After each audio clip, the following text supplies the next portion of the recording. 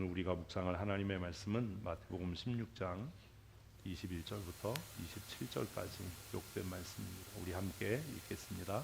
이때로부터 예수 그리스도께서 자기가 예루살렘에 올라가 장로들과 대제사장들과 서기관들에게 많은 고난을 받고 죽임을 당하고 제3일에 살아나야 할 것을 제자들에게 비로소 나타내시니 베드로가 예수를 붙잡고 항변하여 이르되 주여 그리 마옵소서 이 일이 결코 주께 미치지 아니하리이다. 예수께서 돌이켜 베드로에게 이르시되 사탄아 내 뒤로 물러가라. 너는 나를 넘어지게 하는 자로다. 내가 하나님의 일을 생각하지 아니하고 도리어 사람의 일을 생각하는도다 하시고 이에 예수께서 제자들에게 이르시되 누구든지 나를 따라오려거든 자기를 부인하고 자기 십자가를 지고 나를 따를 것이니라. 누구든지 제 목숨을 구원하고자 하면 잃을 것이요 누구든지 나를 위하여 제 목숨을 잃으면 찾으리라. 사람이 온 천하를 얻고도 제 목숨을 잃으면 무엇이 유익하리요? 사람이 무엇을 주고 제 목숨과 바꾸겠는가? 인자가 아버지의 영광으로 그 천사들과 함께 오리니 그때에 각 사람이 행한 대로 갚으리라. 아멘. 너무나 잘 아는 마태복음 16장의 말씀입니다. 우리가 읽은 21절부터 27절까지의 말씀에는 굉장히 독특한 기록들이 많이 등장을 합니다. 혹시 보셨나요?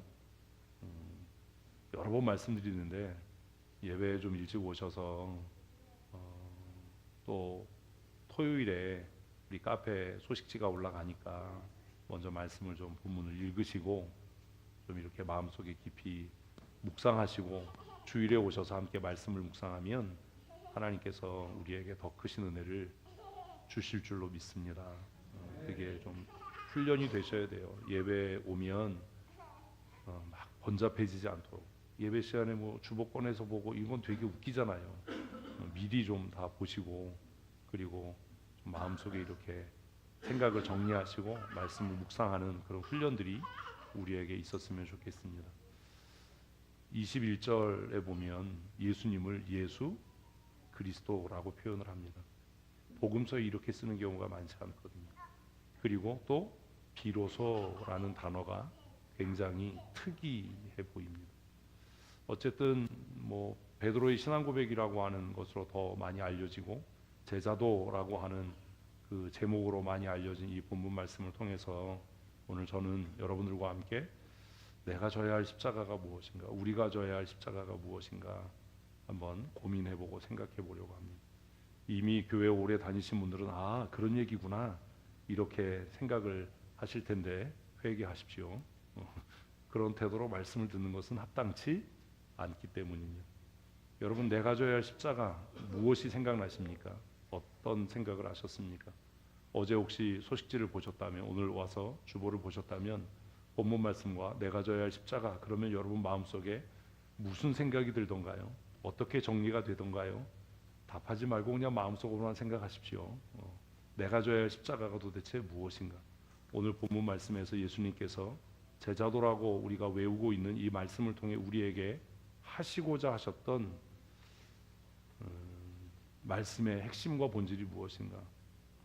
이 말씀을 묵상하면서 함께 은혜를 나누고자 합니다.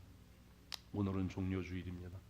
종료주일이라고 하는 말의 유래는 예수님께서 예루살렘에 입성하실 때에 제자들과 예루살렘 성에 사는 사람들이 종려나무 가지를 꺾어서 흔들고 혹은 길에 깔고 호산나 다윗의 이름으로 오시는 이여 라고 높이 찬송하고 외쳐서 그것을 기념하는 날로 우리가 이 날을 종료주일이라고 이야기합니다. 종료주일은 부활주일 한 주 전입니다. 그래서 이 종료주일이 지나고 나면 월요일부터 토요일까지를 우리는 고난주간으로 지키는 거고요. 그 고난주간이 끝나면 우리는 부활주일로 주일을 지킵니다. 예수님께서 굳이 이 감람산에서 제자들을 마을로 보내서 사람들이 한 번도 타보지 않은 나귀 새끼가 매어 있을 텐데 그것을 내게로 끌고 와라 라고 말씀하신 목적과 이유가 무엇이었을까요? 우리는 흔히 이 종료주일에 예수님께서 어린 나귀를 타시고 겸손하게 이렇게 얘기하는데, 저는 개인적으로 예수님께서 겸손하셔서 나귀를 타셨다고 생각하지 않습니다. 그리고 그렇게 성경을 해석하는 것은 올바른 해석의 방법이 아니라고 생각을 합니다. 그 어린 나귀의 굉장히 중요한 강조점은 뭐예요? 아무도 타지 않은 이입니다. 결국 무엇을 이야기하는 겁니까? 예수님께서 감당하실 메시아 사역은 누구도 행한 일이 없는, 누구도 감당할 수 없는 그 일을 위해 예수님께서 구약의 약속대로, 구약의 예언대로 다윗의 후손으로, 만왕의 왕으로 이제 예루살렘을 향해 나아가신다라는 것을 의미하는 것이겠지요. 예루살렘이라는 말은 평강의 도시, 평화의 도시, 기쁨의 도시입니다. 그러나 우리가 누가복음을 묵상했듯이 예수님께서는 예루살렘에 입성하셔서 예루살렘을 바라보시면서 눈물을 흘리고 탄식하셨습니다. 그 도시의 이름이 평화의 도시인데 예수님은 예루살렘을 바라보시면서 뭐라고 탄식하셨지요? 내가 오늘 평화에 관한 이야기를 알았더라면 좋았을 뻔했다. 이름은 평강의 도시, 평화의 도시, 그 샬롬의 도시인데 너희에게는 평안이 없고 평강이 없다. 하나님께서 너희에게서 평안과 평강을 제거하셔서 이제 너희 가운데 울음과 죽음과 슬픔이 충만하게 될 것이다 라고 탄식하셨던 것을 우리는 복음서를 묵상하면서 살펴보았을 겁니다. 예수님께서 예루살렘에 들어가신 목적, 그게 뭐지요? 예수님께서 예루살렘에 들어가신 목적을 복음서는 이렇게 기록을 합니다. 제자들과 많은 사람들은 예수님께서 다윗의 후손으로 왕으로 이제 왕권을 얻으시기 위해 예루살렘에 입성한다라고 생각했지만 예수님께서 예루살렘에 입성하신 이유는 죽으시기 위해서였습니다. 그래서 복음서 기자는 예수님께서 스스로 말씀하시기를 오늘과 내일 모레는 내가 나의 길을 가야 하는데 그 나의 가는 길이 뭐냐? 예루살렘에 내가 들어가서 죽는 일이다. 선지자가 예루살렘 밖에서 죽는 법이 없다라고 하는 이 말씀을 예수님께서 말씀하심으로 내가 예루살렘에 입성하는 들어가는 목적은 지배하고 다스리고 정복하기 위해서가 아니라 이 평강을 잃어버린 도시, 샬롬을 잃어버린 이 샬롬의 땅에 하나님의 주시는 평강을 임하게 하기 위해 내가 이곳으로 나아간다라고 말씀하셨던 겁니다. 그러나 그 노정에 함께 있었던 3년 동안이나 예수님과 함께 동고동락을 했던 제자들의 생각은 예수님의 생각과 달랐습니다. 예수님을 따르던 많은 제자들의 무리들 그리고 많은 군중들의 생각도 예수님의 생각과는 달랐습니다. 오늘 때로 여러분들이 저와 함께 춘천 성도교에서 신앙생활 하시면서 힘겹고 어렵고 때때로 저 때문에 낙심되고 제가 여러분들을 조금 가볍게 대하는 것 같고 때로는 조금 더 나가서 무시하는 것 같다라는 마음이 드는 이유는 아마 이것이기 때문일 겁니다. 저와 같은 교회에 몸담고 있고 같은 하나님의 나라를 소망한다라고는 말은 하지만 저와 다른 꿈을 꾸고 있는 거죠. 같은 교회에 멤버십을 갖고 있다고 해서 그 사람들이 같은 꿈을 가지고 살아가는 것은 아니기 때문입니다. 제가 원하고 소원하고 바라기는 함께 예배하는 우리 모두가 저와 함께 같은 꿈을 꾸는 하나님의 나라를 소망하는, 왜 믿음을 아멘을 안 하세요? 다른 꿈 꾸시길 아주 굳게 결심하시고 오셨어요. 그런 믿음의 사람들이 되셨으면 좋겠습니다. 제자들은 그러지 못했습니다. 예수님을 따르던 무리들도 그러하지 못했습니다.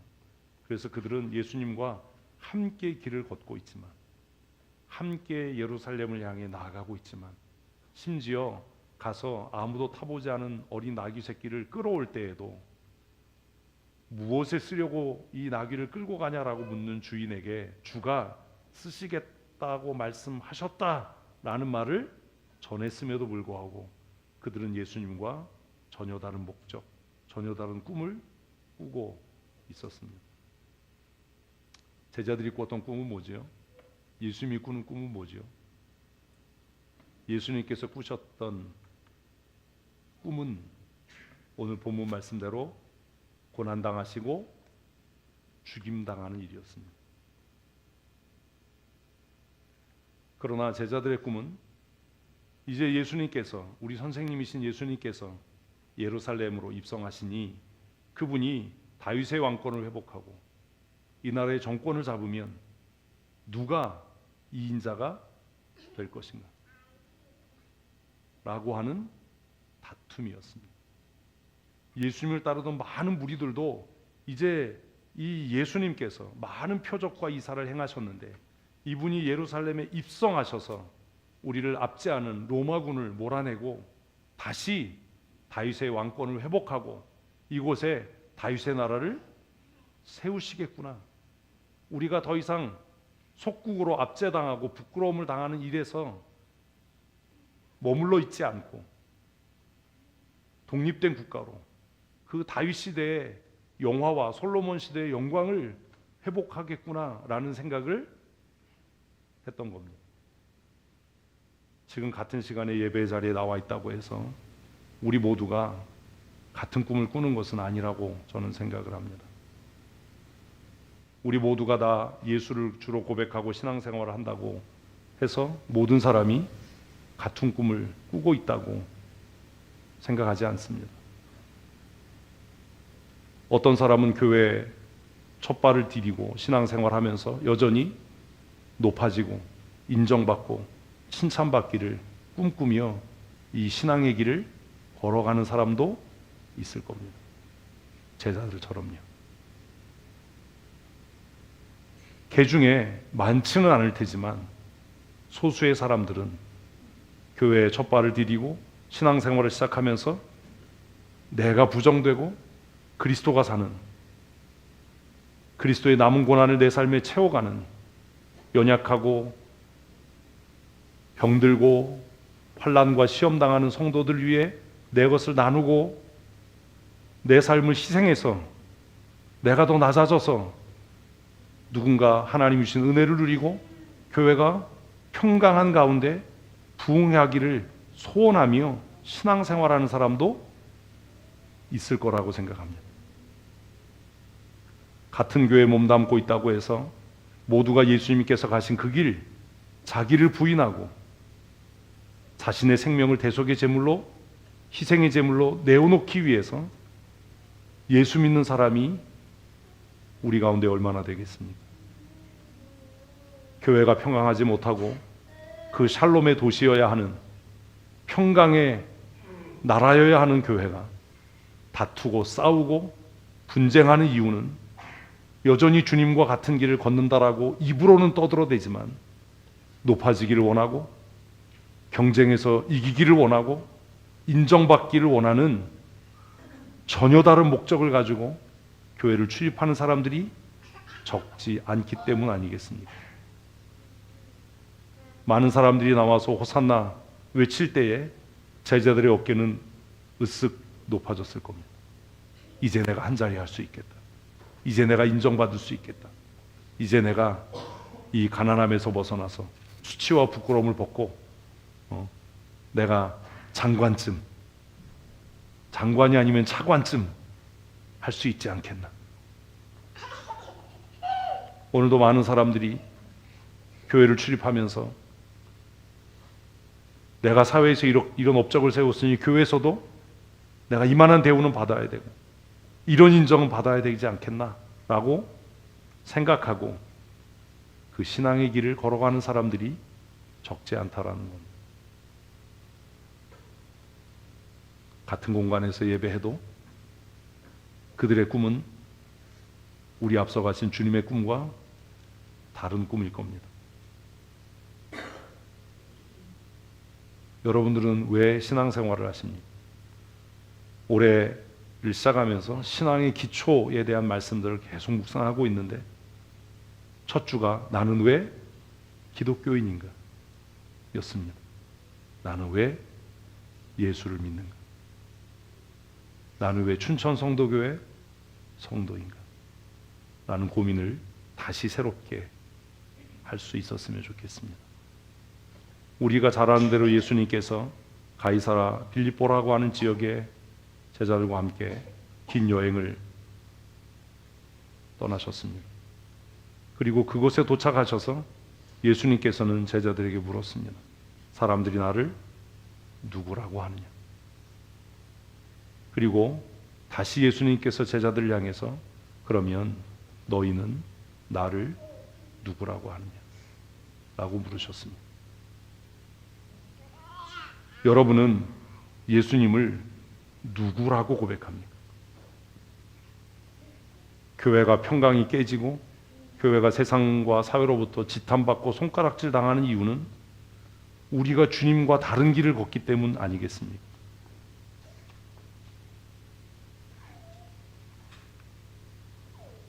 기독신문, 우리 교단 신문을 보면 정말 많은 곳에 교회가 분쟁하고 다투고 있다라는 기사들을 보게 됩니다. 매해마다 총회가 열리는 총회 장소에 가면 피켓을 들고 나와 있는 사람, 전단지를 돌리고 우리 교회 문제 좀 해결해 주세요. 우리가 이렇게 어려움을 겪습니다. 라고 하는 일들을 쉽게 만납니다. 그럴 때마다 제가 저에게 묻습니다. 내가 믿고 따르는 예수는 누구인가? 왜 교회가 이렇게 됐을까?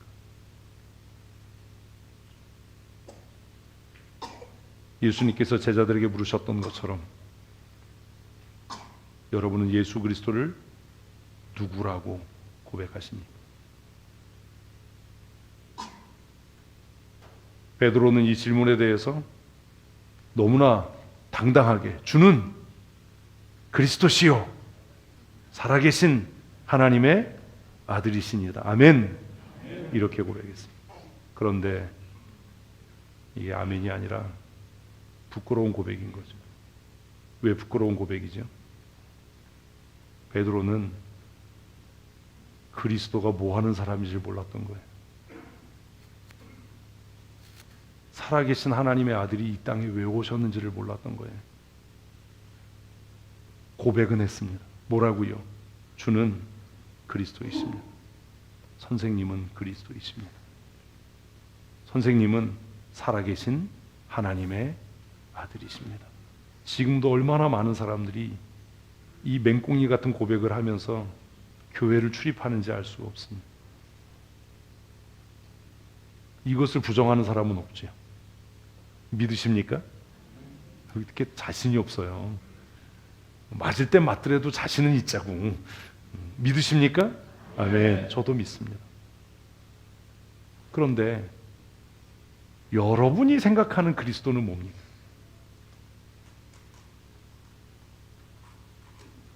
여러분이 생각하는 그리스도는 높아지기 위해 애쓰고 다른 사람보다 앞서기 위해서 경쟁하고 시기하고 질투하고 다투는 일을 하는 사람입니까? 순서를 정하고 서열을 매기는 사람입니까? 그렇습니까? 그게 아니라면 왜 교회는 서열을 정하고 순서를 정하고 왜 다투지요? 왜 그러지요? 내가 집사인데 권사인데 장로인데 무시당했어. 왜 열받지요?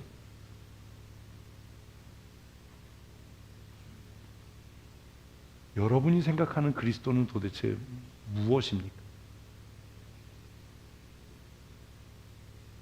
여러분이 생각하는 하나님의 아들은 도대체 뭐 하는 사람입니까? 하나님의 아들이신 예수님께서 할 일이 없어서 죄인의 모습으로 이 땅에 오셨겠습니까? 소요일 문답에 그리스도의 낮아진 신분 첫 번째가 뭐예요? 인간의 몸으로 오심이.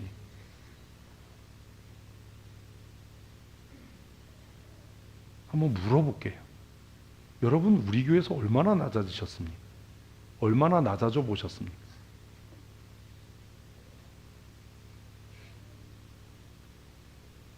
여러분이 생각하는 낮아지심은 뭡니까?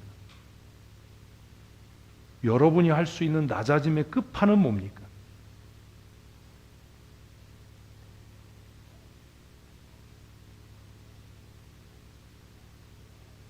창조주이신 하나님, 율법을 제정하신 하나님, 모든 생명의 근본이신 하나님의 낮아지심의 끝판은 뭐예요? 그분이 피조물 되신 거예요. 율법을 제정하신 하나님의 낮아지심의 끝판은 그분이 율법 아래 놓이시는 거예요. 생명의 원천이고 생명의 본질이신 하나님이 낮아지심의 끝판은 죽음에 이르는 거예요. 여러분에게 묻습니다. 여러분이 이제까지 저와 함께 신앙생활하면서 무슨 낮아지심을 보이셨습니까? 여러분이 할 수 있는 낮아짐의 끝판은 무엇입니까?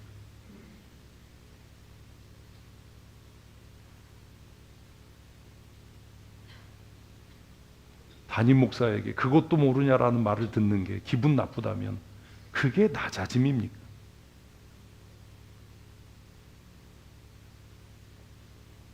그게 속상하고 그게 기분 나빠진다면 그분이 낮아지실 수 있겠습니까? 우리가 말씀을 묵상하기 전에 불렀던 그 찬양 얼마나 자주 부릅니까? 그 찬양의 가사대로만 살기로 작정했어도 그것도 모르냐라고 하면 나는 아무것도 모릅니다. 맞습니다. 나는 아무것도 모릅니다. 그래서 목사님이 필요한 겁니다. 왜 삐집니까? 왜 시험에 든다고 합니까?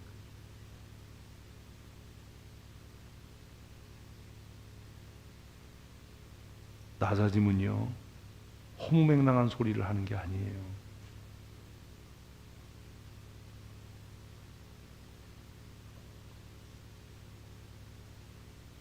낮아졌나 안 낮아졌나 시험해 보는 건 간단해요. 벌레가 살았나 죽었나 시험해 보는 방법은 뭐예요? 한번 찔러 보는 거예요. 그럼 꿈틀하잖아요. 한번 찔러봐서 꿈틀하면 낮아진 거 아닙니다.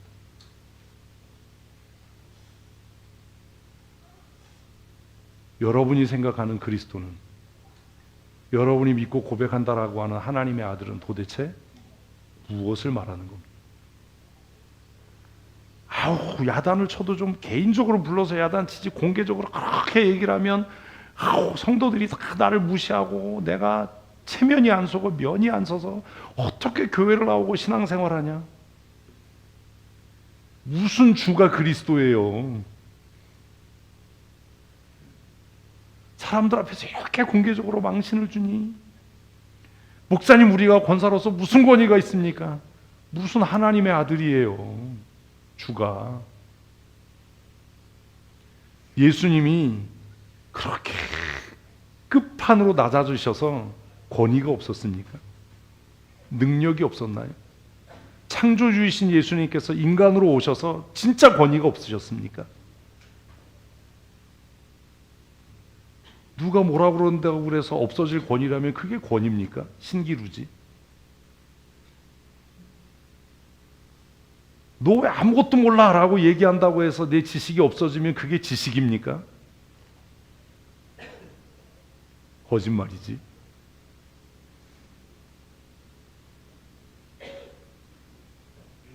너 왜 믿음이 없어? 그런다고 나 정말 믿음이 없는 것 같아. 이러면 진짜 믿음이 없는 거지 믿음이 있었던 겁니까?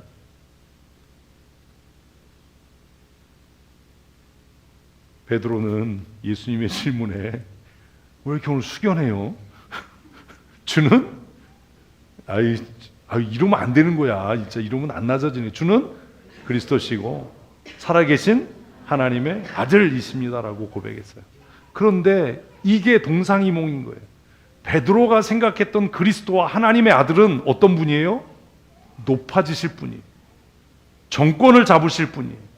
예루살렘에 올라가서 왕이 될 분이에요. 그게 베드로가 고백했던 뭐요? 그리스도시요 살아계신 하나님의 아들인 거예요.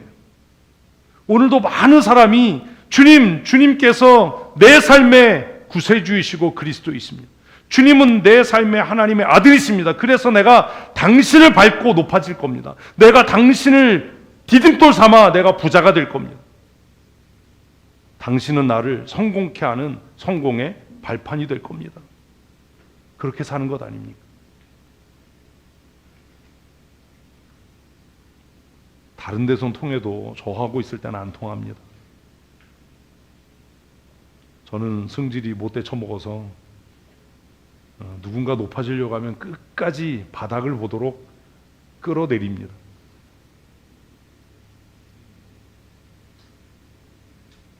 왠지 아세요? 예수님께서 그러셨으니까요.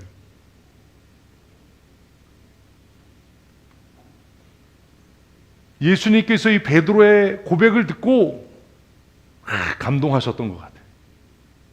감격하셨어요. 그래서 뭐래요? 야, 너 복 있다, 너 복 있다. 이걸 알게 하신 분은 하나님이시다. 그리고 나서 예수님께서 뭘 이야기하십니까? 베드로가 고백한 그리스도의 길. 네가 나를 뭐라고?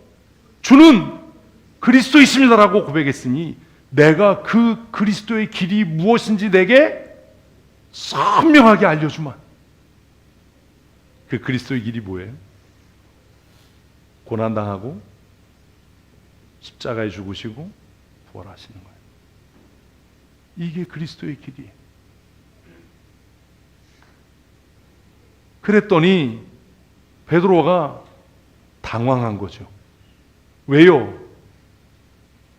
대답을 해야죠. 자기가 생각한 그리스도의 길과 예수님께서 선포하시는 그리스도의 길이 너무 다른 겁니다. 달라도 180도 다른 겁니다. 여러분들이 저와 신앙생활하면서 이거 아닌 것 같아 이렇게 낙심하는 이유가 뭔지 아세요? 여러분이 생각하는 믿음의 길과 성경이 말씀하는 믿음의 길이 전혀 다르기 때문이에요. 여러분이 생각하는 믿음의 길은 뭡니까? 여러분이 생각하는 제자도는 뭡니까? 교회 와서 위로받고 인정받고 칭찬듣고. 성경에요, 미안하지만 그런 제자도는 없어요. 그런 복음은 없어요. 베드로가 고백했던 주는 그리스도시오는 베드로 머릿속에 있는 허상이에요. 높아지고 인정받고 칭찬받고 로마의 군인을 물리치고 독립국가를 세우는. 그런데 주님께서는 베드로의 그 고백을 들으시고 그리스도의 길, 그리스도의 그리스도됨을 선포하시는 겁니다. 뭐요? 예루살렘에 올라가 장로들과 대제사장들과 서기관들에게 많은 고난을 당할 거다. 모욕을 당하고 침뱉음을 당하고 뺨을 맞을 거다. 가시관을 쓰게 될 거다. 그리고 마침내 십자가에 높이 매달려서 죽게 될 거다. 베드로가 얼마나 당황했겠어요. 이거 아닌데? 뭐가 아니에요? 내가 생각했던 그리스도의 길이 아닌 겁니다. 왜 여러분 신앙생활하면서 자꾸 낙심하는지 아세요? 여러분이 바라는 신앙생활과 성경이 말하는 신앙생활이 전혀 다르기 때문에. 나 이러려고 예수 믿은 거 아닌데. 잘못 선택하신 겁니다.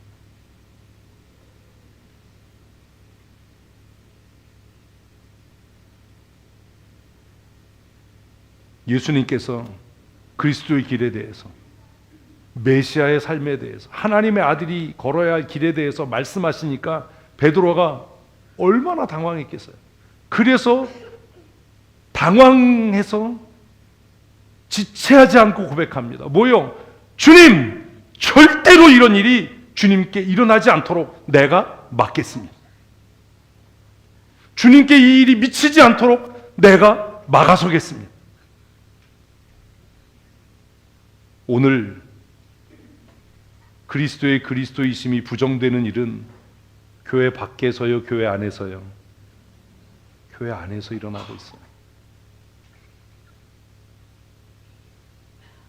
예수 안 믿는 사람이 하나님과 예수 그리스도를 모독하는 게 아니에요.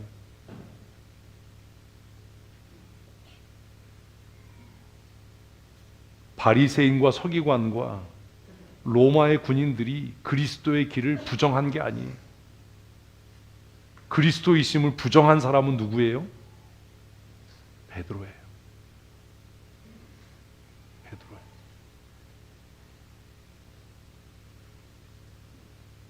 당신은 그리스도이시면 안 됩니다.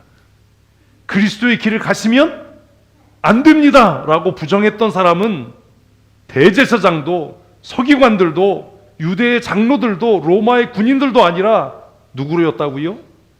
베드로예요. 오늘 교회에서 신앙생활 좀 한다는, 자기가 믿음이 있다고 떠벌리는, 교회 지도자라고 자부하는 그 사람들에 의해서 무엇이요? 메시아의 길이, 그리스도의 길이 부정되고 있다. 생각해 보십시다. 그리스도의 길이, 메시아의 길이 부정되면 그 삶에 구원이 있겠습니까? 어떻게 생각하십니까? 쉽게 말하면 이런 겁니다. 예수님께서 고난당하지 않으셨다면, 예수님께서 십자가에서 죽으시고 부활하지 않으셨다면 우리의 구원이 있겠습니까?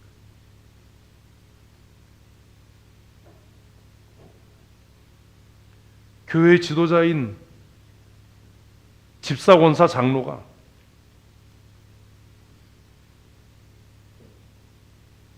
자신의 기득권을, 자신의 존재를 부정하지 않는데 교회의 구원이 있겠습니까?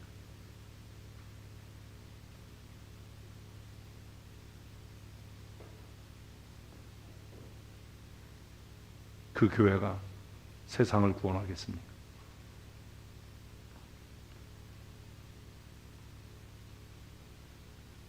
베드로는 아마 흥분해서 크게 소리 질렀을 겁니다. 주님! 그렇게 하지 마십시오. 그런 일이 주님께 미치지 않도록, 주님의 털끝 하나 손상되지 않도록 내가 막아서겠습니다. 이것에 대해서 예수님께서 뭐라고 말씀하셨죠? 곧바로 예수님도 지체하지 않으시고 베드로를 책망하십니다.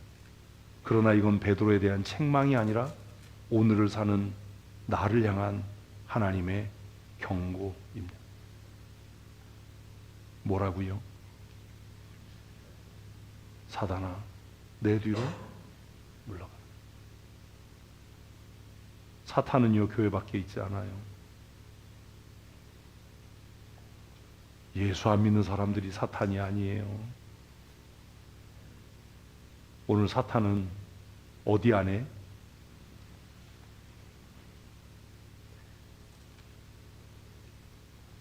오늘 목회자들이, 장로들이 사탄인 겁니다.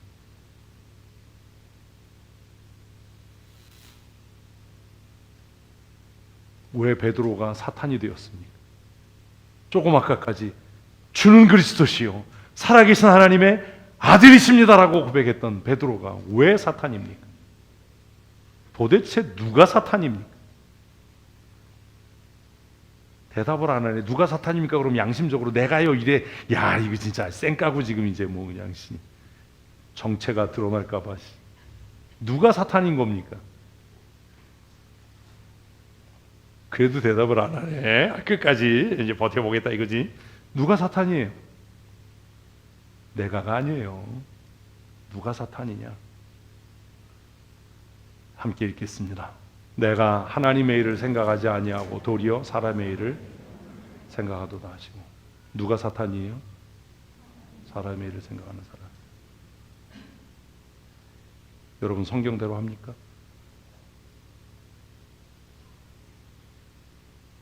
우리 그러잖아요. 아, 목사님 그럴 수도 있지. 꼭 모든 일을 성경대로 해야 됩니까? 그렇게 말하는 그가 사탄이에요.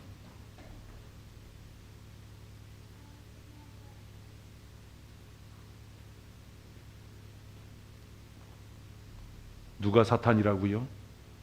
하나님의 일을 생각하지 않고 뭘 하는 사람? 사람의 일을 생각하는 그 사람. 제가 왜 성경대로 하자라고 하는지 아시겠습니까? 아무리 선한 의도, 아무리 좋은 일 같아 보이는, 합리적인 것 같고 논리적인 것 같고 그게 당장에 이익이 되는 것 같은 그 일, 이라 할지라도 그게 뭐가 아니면, 크게요, 뭐가 아니면 하나님의 생각이 아니면, 하나님의 일이 아니면, 하나님의 방식이 아니면 뭐예요? 사탄의 일이에요. 우리가 얼마나 그런 많은 결정들을 해왔습니까?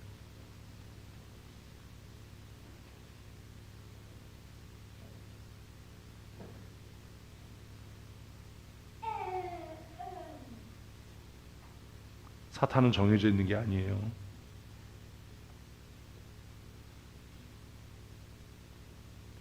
하나님의 일을 생각지 않는 자, 사람의 명분, 사람의 논리, 사람의 이익을 구하는 자, 그가 뭐라고요? 그가 사탄이에요.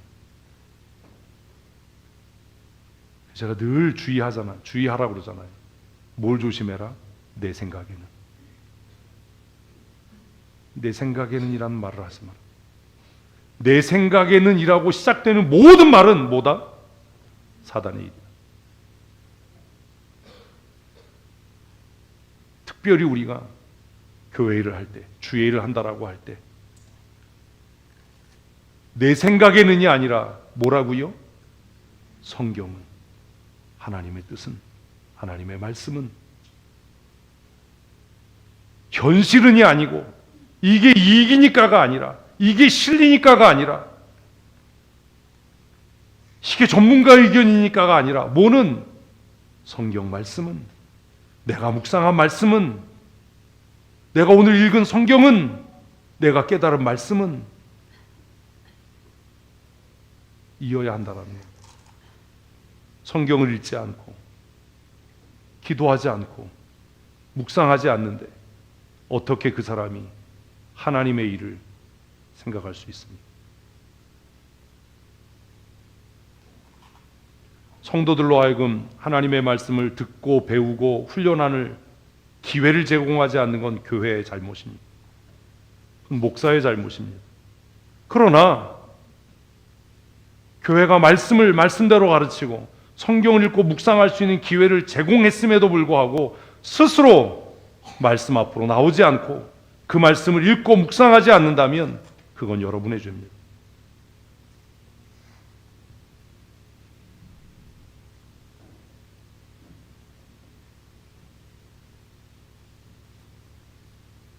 우리가 하나님의 일을 생각지 않을 때,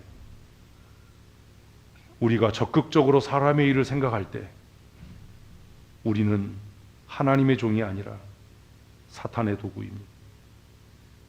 우리는 그리스도의 몸인 교회를 세우는 사람이 아니라 그리스도의 몸된 교회를 허는 사람들입니다. 우리는 말씀의 사역자가 아니라 사단의 종에 불과합니다. 목사인 제가 하나님의 일을 생각지 않는다면 저는 하나님의 종일 수 없습니다. 교회 지도자이신 중직자의 여러분들이 하나님의 일을 생각지 않는다면 여러분은 절대로 저와 동역할 수 없습니다.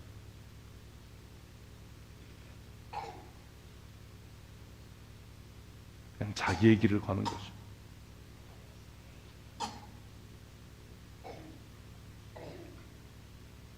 예수님께서는 베드로가 뭐라고 하든 자신의 길을 걸으시겠다라고 선포한 거.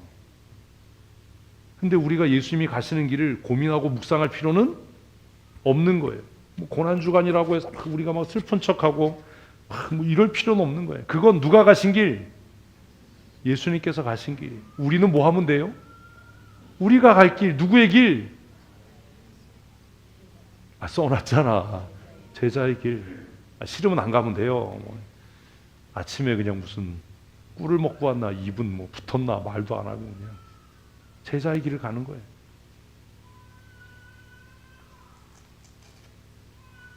신앙의 초기에는 뭐 고난주간에 우리도 같이 금식합시다 뭐 이런 거 하지만 이제는 우리가 그래도 20년 가까이 이렇게 말씀을 묵상했으면 이제는 이 고난주간을 시작하면서 내가 가야 할 무슨 길? 제자의 길이 있다. 아멘. 내가 가야 할 뭐가 있다고요? 제자의 길이 있는 겁니다. 예수님이 당하신 고난, 그건 주님이 하실 일이고 내가 해야 할 책임이 있는 거예요. 제자의 길이 있는 거예요. 그래서 예수님께서 베드로가 주님, 그런 일 절대로 주님께 일어나지 않습니다 라고 이야기했을 때 책망하신 이후에 하신 말씀이 뭐예요? 네가 걸어야 할 제자의 길이 있다라는 거. 우리가 걸어야 할 제자의 길. 이 길을 걷지 않는다면 우리는 그리스도의 제자가 아닙니다. 천국은 꿈도 꾸지 마십시오. 예수님께서 그 메시아의 길을 걷지 않으신다면 뭐가 아니듯이? 메시아가 아니듯이. 이해되셨습니까? 제자의 길이 뭡니까? 같이 읽습니다. 이에 예수께서 제자들에게 이르시되 누구든지 나를 따라오려거든. 다른 말로 바꾸면 뭐예요? 제자가 되려면. 다른 말로 바꾸면 뭐예요? 천국 가려면, 나와 동행하려면, 제자로 살아가려면, 예, 제자로 살아가려면. 같이 읽습니다. 자기를 부인하고 자기 십자가를 지고 나를 따를 것이니라. 이게 제자의 길이에요. 첫 번째가 뭐지요?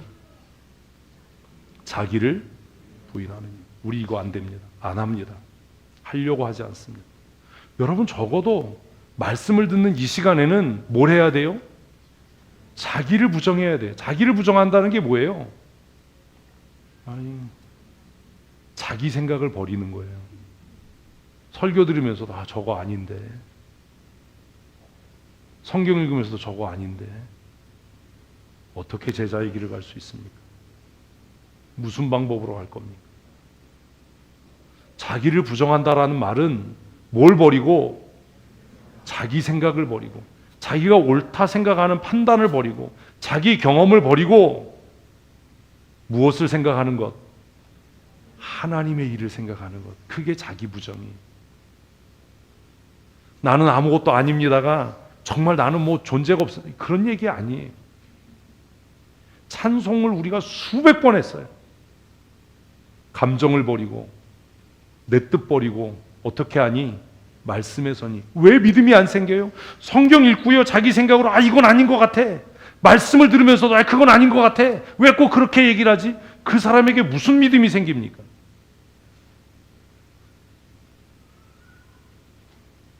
그런 일은 없어요.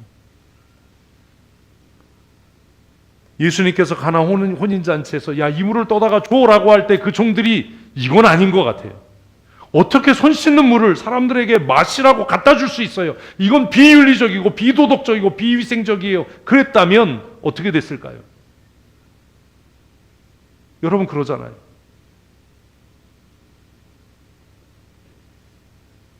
아이가 도시락으로 싸온 보리떡 5개, 물고기 2마리, 10,000명이 넘는 사람들을 50명씩 때로 앉혀서 나눠줘라고 할 때 이게 무슨 도움이 되겠어요? 왜 말도 안 되는 짓을 하려고 그러세요? 우리를 우습게 보십니까? 라고 했다면 어떻게 됐겠어요? 우리가 말씀을 들을 때 그러잖아요. 여전히 저건 아닌 것 같아. 저거 나 들으라고 하는 소리인 것 같아. 그 사람에게 무슨 믿음이 있습니까? 우리는 그렇게 예배를 끝내고 나서 믿음에 대해서 이야기하지 않습니다. 교회를 결정할 때 믿음 있는 척하고 앞서서 그 일을 하려고 하지 않습니까? 뭐는 없는데요. 하나님의 일에 대한 생각은 없는데, 믿음은 없는데. 자기를 부인하고가 도대체 무슨 말이에요? 자기를 부인하고는 사람의 일을 생각하지 않는 겁니다. 한번 하십시다. 사람의 일을 생각하지 않는 것이다. 아멘. 고난주간 보내면서 예수님이 나를 위해 고난당했어. 그러니까 나도 금식하고 고난에 참여해야지. 고난에 참여 못해요, 여러분. 왜 못해요? 여러분은 그리스도가 아니니까요. 우리는 하나님의 아들이 아니니까요. 밥 한 끼 굶는 게 무슨 고난에 참여하는 겁니까? 그리스도의 고난당하심이 밥 한 끼의 무게와 같습니까? 그리스도는 그리스도의 길을 가시고 우리는 무엇의 길? 제자의 길을 가는 겁니다. 제자의 길도 못 걷는 사람이 무슨 그리스도의 길을 가겠다고 설레발을 칩니까? 제자답게 살지도 못하는 사람이 무슨 스승이 되고 스승이 되었다고 권리를 주장합니까? 좋은 제자가 좋은 스승 되지 않겠습니까? 제자도의 첫 번째는 뭘 버리는 것? 사람의 생각을 버리는 것. 사람의 생각을. 이게 합리적이냐? 이게 다른 교회에서 하는 보편적이냐? 이게 이익이 되냐? 예수님이 행하셨던 일들이 합리적인가요? 보편적입니까? 그게 이익이 됩니까? 그게 논리적입니까? 10,000명 되는 사람을 그 손바닥만한 밀가루빵 5개로 먹이겠다고 하는 게 합리적이고 보편적이고 논리적입니까? 그게 이성적입니까? 멸치만한 물고기 2마리로 10,000명을 먹이겠다라고 하는 것이 그게 정말 합리적입니까? 배가 침몰할 정도로 풍랑 있는 바다 위로 걸어오라고 하는 게 그게 논리적입니까?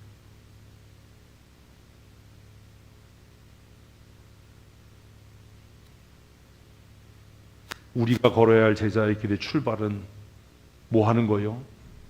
나를 부정하는 겁니다. 제가 수백 번 말씀드렸잖아요. 내 생각을 버리고 안다라고 하는 그 교만을 버리고 내가 성경 좀 안다라고 하는 그 교만을 좀 버리고 내가 알고 있다라고 하는 지식을 좀 버리고 말씀을 들을 때만이라도 마음을 비우고 선포되는 말씀에 아멘! 아멘 고백하고 들었으면 순종하고 뭐가 그렇게 들은 게 많아서 맨날 아닌 것 같고 잘못된 것 같고 그러면서 또 믿음은 이야기하고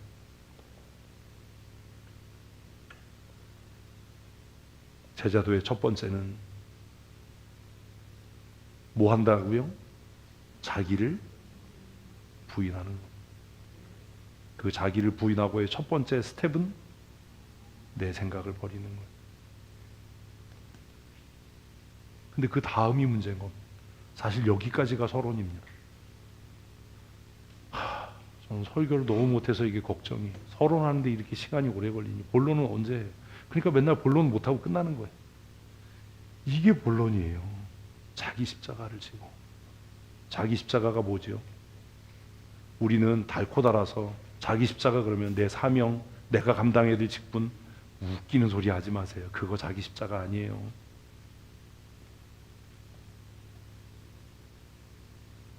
이제 오래 교회 다닌 사람들은 오늘 본문 읽고 자기 십자가를 지고 맨날 십자가 지래. 이씨. 그 얘기 아니에요.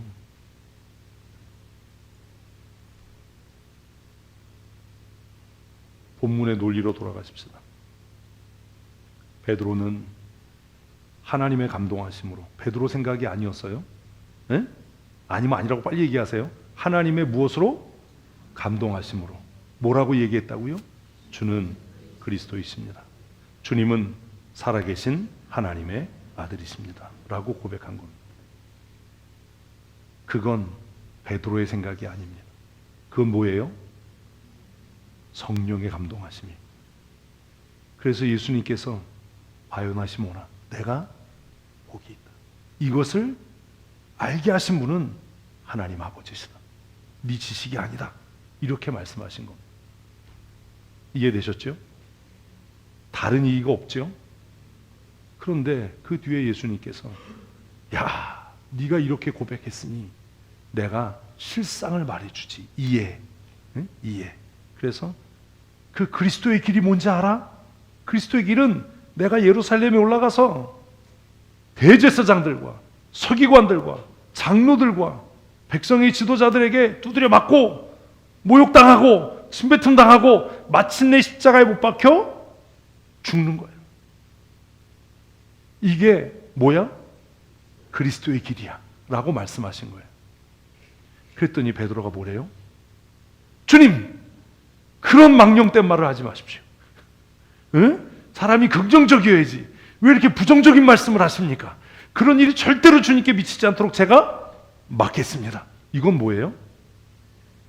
이건 뭐예요? 이게 베드로의 본성이에요. 이게 베드로의 본성이. 이해되셨어요? 우리가 예수 믿으면서 간혹 성령의 감화감동하심으로 정신 나간 말을 할 때가 있어요. 응? 잘 들으셔야 돼요. 우리가 성령의 감화감동하심으로 뭘 한다고요? 정신 나간 말을 할 때가 있어요. 내가 주님 뜻대로 살겠습니다. 이거 뭐예요? 정신 나간 말이에요. 내가 순종하겠습니다. 내가 아멘하고 살겠습니다. 이거 뭐라고요? 왜 안 해? 재미없게. 이게 뭐라고요? 이게 정신 넋 빠진 소리예요. 이게 정신 나간 소리예요. 응?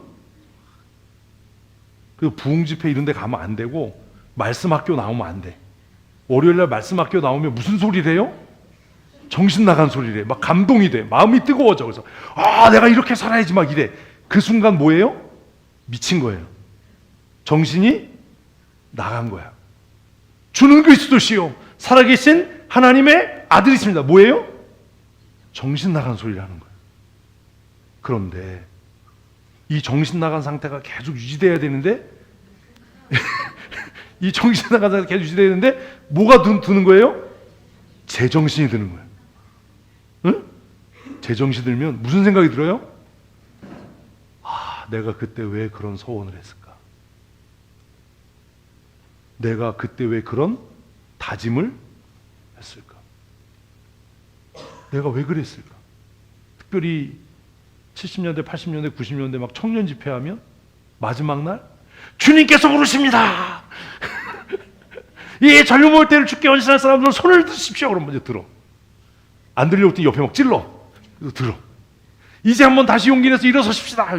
안 일어날 때 또 옆에 친구가 벌떡 일어나고 나도 일어나잖아. 앞으로 나오라고 그러면 또 줄레줄레 나와. 막 기도를 막 해. 해봤잖아요. 응?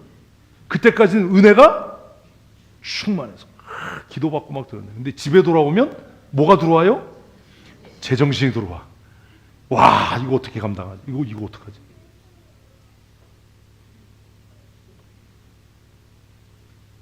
제가 하나 또 질문할게요.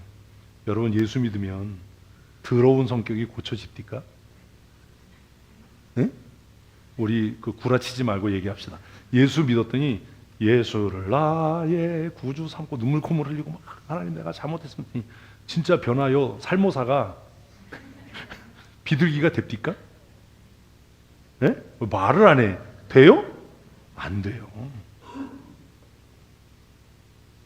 성경책 비구자니까 막 똑똑해지든가요? 네? 그런 일 없어요. 어제 저녁에 예은이가 막 내 머리에다 지 머리를 문지르더라고. 그래서 제가 절로 안 가? 머리 띄어! 왜 그랬게요? 내 지혜가 너한테 이런 일 생기면 안 돼요. 절로 가! 막 웃더라고요. 똑똑한 사람 머리 붙잡고 비빈다고 그게 뭐 되나요? 안 돼요. 예수 믿어도 안 돼요. 권사님, 방 권사님, 예수 믿어도 슬픈 건 슬프잖아요. 믿음이 없는 건가요? 믿음이 있는데 슬프잖아요. 눈물이 나잖아요. 또 울려 이제 이랬습니다. 언니를 또 울려 이제. 그죠? 그 내가 막 마음이 아프고 힘든데 누가 와가지고 진짜 두드려 패고 싶은 인간들이 뭐냐면 주님께서 위로해 주 이런 인간들 난 경멸해요. 하나님이 무슨 뜻이 있어서 이런 고통을 주셨을 거야. 네 일 아니라고 그렇게 함부로 얘기하지 마라 이 인간아. 그거 위로 돼요 권사님? 하나도 안 돼. 죽이고 싶어 그냥. 그죠? 차라리 내가 뭐 도와줄까. 그리고 5만 원짜리도 찔러주는 게 위로가 되지. 응? 우리는 너무 정신 차리고 들으셔야 돼요. 예수 믿고 성령의 은혜를 경험한다고 해서 내 본성이 달라지는 건 아닙니다. 잘 들으셔야 돼요. 내 본성이 달라지는 거 아닙니다. 그러니 우리가 주님을 따르기 위해 매일매일 져야 할 십자가는 뭡니까? 내 본성의 연약함이에요. 사역, 사명 이런 거 아니에요. 무슨 말 같지도 않은 소리 하지 말라고. 그거는 그냥 초급반일 때 하는 얘기야. 우리가 천국 갈 때까지 내가 져야 할 십자가는 주님이 당한 고난에 참여하고 이런 말 같지도 않은, 그런 말 같지도 않은 소리 하는 사람은요, 아직 구원의 은혜가 뭔지 모르는 사람이에요. 진짜 구원의 은혜가 뭔지 알고 자기 자신에서 낙심해 본 사람은 내가 져야 될 십자가가 뭐다? 내 악함이다. 내 본성이다. 내 게으름이다. 내 무능함이다라는 걸 비로소 알게 돼요. 우리가 져야 할 십자가는 다른 거 아니에요. 내 죄의 본성, 내 악함, 내 미련함, 이게 내가 하나님 나라 갈 때까지 져야 할 나의 십자가예요. 그거 지고 주님 따라가는 거예요. 여러분, 예수로 나의, 그래서 새 사람 됩니까? 보라, 이전 것은 지나갔으니 새 것이 되나요? 안 됩니다. 여전히 그대로입니다. 은혜 받아도요, 무능한 놈은 여전히 무능하고요, 멍청한 소리 하는 놈은 여전히 멍청하고요, 게으른 놈은 여전히 게으릅니다. 그 십자가를 누가요? 내가 지고 가는 거예요. 베드로가 져야 할 십자가는 뭐예요? 조금 아까 얘기했던 주님! 그런 일이 절대로 생기지 않도록 내가 막겠습니다. 그게 베드로가 져야 할 십자가였던 거예요. 그렇게 다짐하고 베드로는 얼마 안 가서 3번 부인합니다. 그러고 싶지 않았을 겁니다. 누구도 실패하고 싶은 사람 없습니다.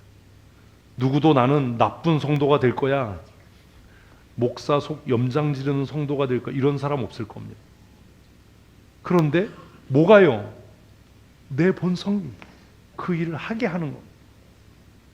그래서 그 일을 하고 나면, 제정신이 들어서 그 일을 하고 나면 성령의 감화 감동을 받아서 또 뭐 하는 거예요? 낙심하는 거예요.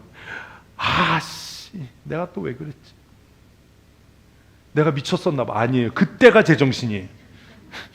그때가 제정신이고, 내가 왜 그랬지 할 때가 뭐예요? 그때가 미친 거예요. 그때가 성령의 감화 감동을 받은 거예요. 이걸 뒤집으면 안 돼. 예? 그러니까 막 소리 지르고 막 발광하고 막, 죄송합니다, 개지랄 떨고, 이때가 뭐예요? 제정신이야. 그때가 제정신이야. 그리고 나서 가슴을 치고 탄식하고, 이게 뭐예요? 그게 미친 거예요. 이게 바뀌면 안 돼요. 이 고민을 했던 사람이 바울 사도예요. 아, 나는 곤고한 사람. 누가 나를 이 사망의 몸에서 건져내랴. 그냥 그 십자가 내가 지고 가는 거예요. 그 십자가 안 지려고 하는 사람들이 하는 게 뭐예요? 그게 외식이에요. 아닌 척, 믿음 있는 척, 신실한 척, 매일 거짓말하고 사는 겁니다. 자기 십자가를 자기가 지는 사람은 뭐라고 이야기한다고요? 내가 약할 때 주님께서 강하시다. 아멘. 내가 실패할 때 주님께서 이루신다. 아멘. 그러니 자신의 실패와 자신의 부끄러운 수치가 더 이상 뭐가 되지 않는, 실패가 되지 않고 수치가 되지 않는, 거짓말로 숨기고 가리고 위선 떨지 않는, 존경하지 않으면서 목사님 존경합니다, 이런 쓸데없는 소리 안 하는, 믿음이 없으면서 믿음 있는 척하는 그런 짓거리 안 하는, 그냥 가슴을 치면서 나 믿음 없어요, 나 성경 읽어도 무슨 말인지 모르겠어요, 목사님 내 머리가 우동인가 봐요, 성경 이해하려고 애쓰는데 안 돼요. 그게 우리가 져야 할 뭐라고요? 십자가라. 나 좀 품위 있고 우아하게 살고 싶은데 내 마음에는 경쟁과 다툼이 가득해요. 날 위해 기도해 주세요. 이게 내가 져야 할 십자가인 거예요. 믿음이 없는데 믿음 있는 척하고, 경건하지 않은데 경건한 척하고, 성경 읽어도 무슨 말인지 모르는데 아는 척하고, 무슨 하나님의 사람의 능력이 나타납니까? 베드로가 낙심했어요. 왜요? 자기는 그러고 싶지 않았거든요. 자기는 정말 주님 따르고 싶었거든요. 그래서 모든 제자들이 다 도망가는 순간에 어디까지요? 재판정까지 따라갔거든요. 재판정 입구까지 따라갔거든요. 그게 뭐라고요? 베드로가 할 수 있는 최선인 거예요. 더는 겁나서 못 가겠는 거예요. 마음으로는 내가 제자니까 가야 되는데 그럴 수가 없는 거예요. 그게 우리의 모습이에요. 더 헌신하고 싶어요. 순종하고 싶어요. 그런데 겁나요. 두려워요. 그래서 머뭇거리는 거예요. 근데 누가 와서 물어요. 너 한패지. 가슴이 쪼그라들었어요. 그래서 아니라고 이야기했어요. 그러고 싶지 않았어요. 나도 모르게 거짓말이 나와요. 나도 모르게 믿음 있는 척하고 위선을 떨어요. 헌신하고 싶지 않은데 다른 사람에게 헌신하자라고 이야기하는 거짓말을 해요. 그러고 싶어서 그러는 게 아니에요. 나도 그러고 싶지 않아요. 그래서 자리를 옮겼어요, 베드로가. 얼마나 마음이 아팠겠어요. 근데 또 누가 와서 그래요. 너 그 동산에서 내가 너 본 것 같은데? 너 예수 한패 아니야? 이제는 부인하지 않겠다고 자리를 옮기면서 얼마나 결심했겠어요. 얼마나 다짐했겠어요. 근데 또 그 말 들으니까 어때요? 또 가슴이 쪼그라드는 거예요. 나 그 사람 모른다. 왜 나를 모함하냐? 그리고 또 자리를 옮기는 거예요. 그랬더니 또 어떤 계집종이 와서 한패다. 정말 그러고 싶지 않았을 거예요. 그런데 베드로는 어쩔 수 없이 예수님을 저주하고 부인하는,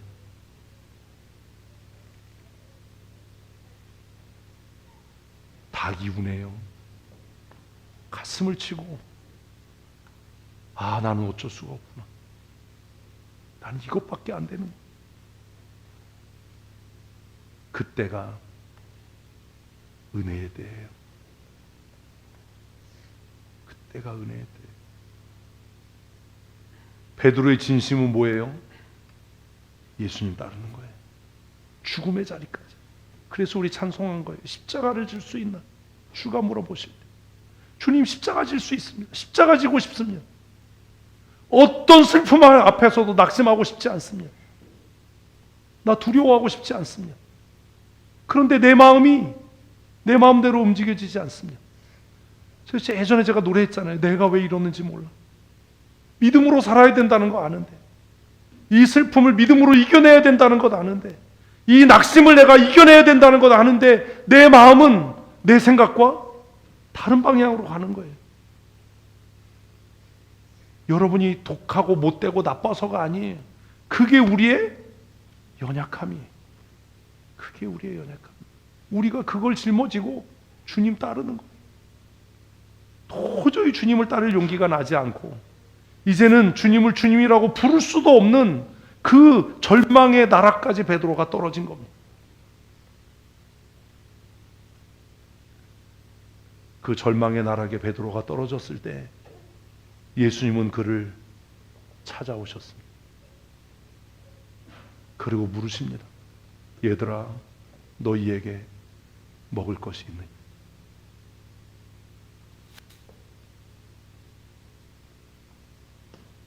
베드로가 벗었던 겉옷을 걸쳐 입고 급히 수영해서 예수님께 나아왔습니다.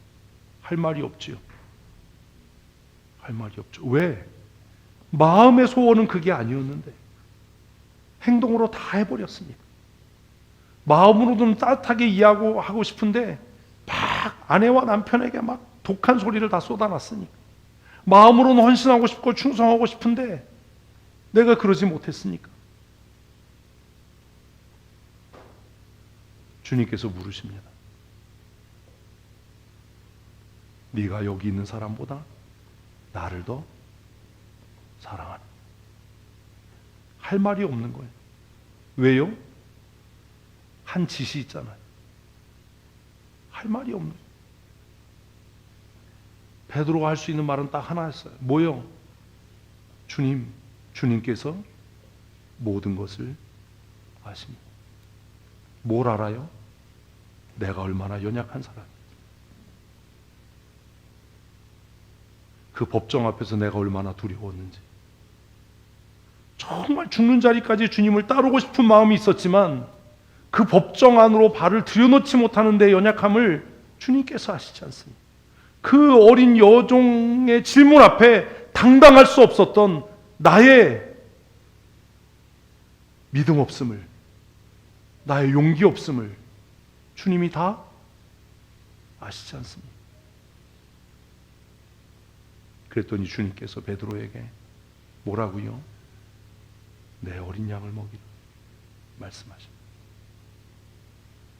하나님은요, 우리가 변해서 완전하고 흠잡을 것 없는 새로운 사람이 되는 걸 기대하시는 것이 아니라 그냥 있는 모습 그대로, 내 연약한 모습 그대로, 내 죄의 본성을 내 십자가로 알고 지고 주님을 따르는 것을 주님이 원하신다라는 것. 그러니 저와 여러분이 져야 할 십자가는 나의 연약함입니다. 내 무능함, 내 연약함, 내 믿음 없음, 그것을 내 십자가로 내가 지고 주님을 따르는 겁니다. 그런데 여기에 놀라운 은혜가 있습니다. 무슨 은혜가 있어요? 나 홀로 버려두시지 않는다는 거예요. 우리 찬송 가사에도 내 모든 시험 무거운 짐을 나 홀로 지고 그 다음 뭐지요? 쓰러질 때 불쌍히 여겨 구원해 주리 은혜의 주님 오직 예수. 내 연약함과 내 무능함으로 내 자신에 대해서 낙심하고 내 자신에 대해서 절망하고 나는 이것밖에 안 돼. 나는 주님을 더 이상 주님이라고 부를 수 없고 따를 수 없어 라고 우리가 자책하고 낙심할 때 그 죽음 건너편에서 주님의 능력이 있는 손이 우리의 손을 굳게 붙잡고 내가 너와 함께한다. 내가 너를 사용하기를 원한다 라고 말씀하시는 겁니다. 이 놀라운 구원의 은혜를 예수님께서 누가복음에서 집 나간 아들의 이야기로 말씀하시는 겁니다. 둘째 아들이 변한 것 아무것도 없습니다. 누더기를 걸쳤습니다. 냄새나는 몸으로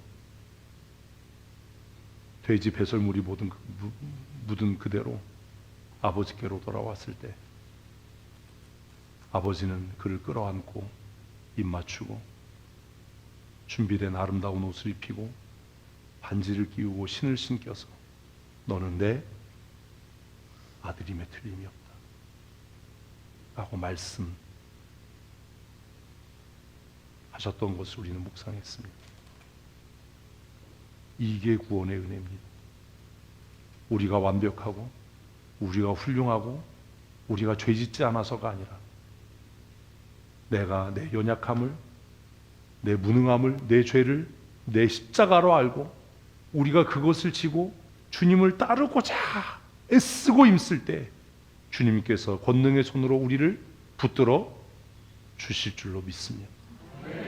그게 은혜입니다. 그러나 스스로 잘난 척하고 스스로 다 아는 척하고 믿음 있는 척하고 경건한 척하는 자들은 버리워지게 될 겁니다. 그러니 제가 여러 번 말씀드린 것처럼 힘을 빼십시오. 폼잡지 마십시오. 믿음 있는 척, 의로운 척, 경건한 척 하지 마십시오.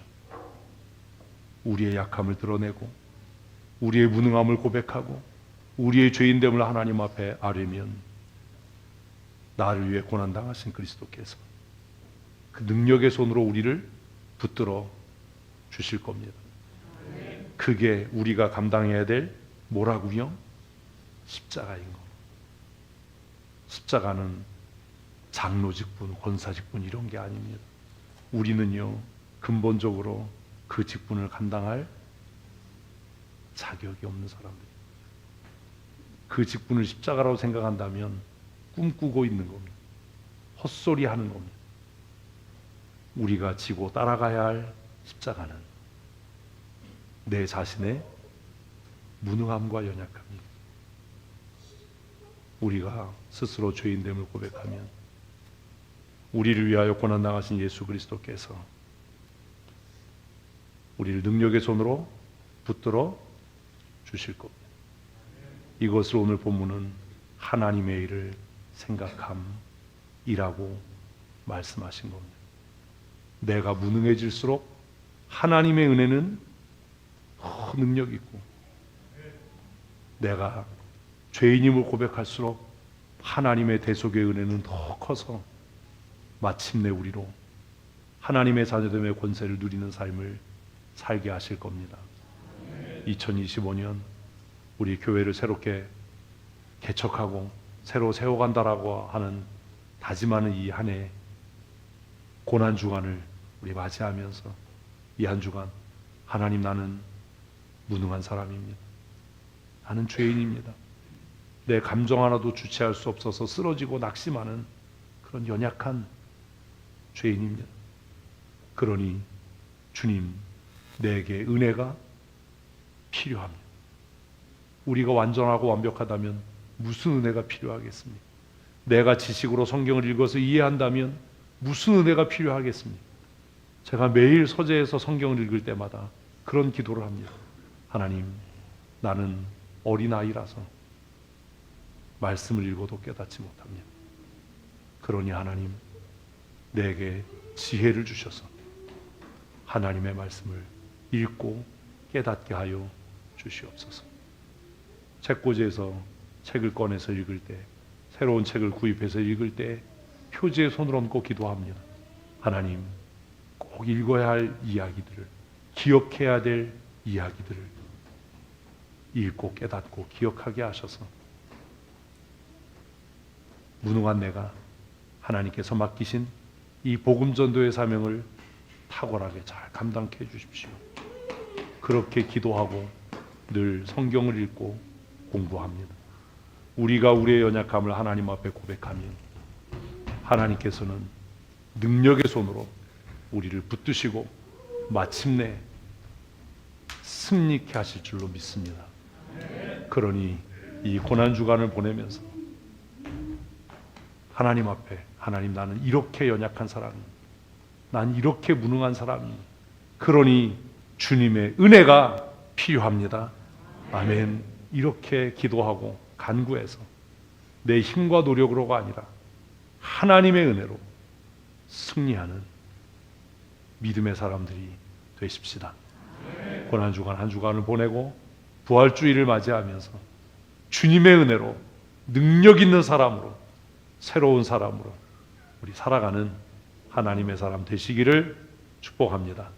함께 기도하시겠습니다. 하나님, 마음으로는 다짐하고 결심하지만 내 안에 또 다른 내가 나로 하여금 범죄하게 하고 낙심하게 합니다. 이렇게 살면 안 되는 것을 알면서도 때때로 게으르고 싶고 죄와 타협하고 싶은 나의 죄인됨을 고백합니다. 긍휼히 여기시고 은혜의 장중에 붙잡아 주셔서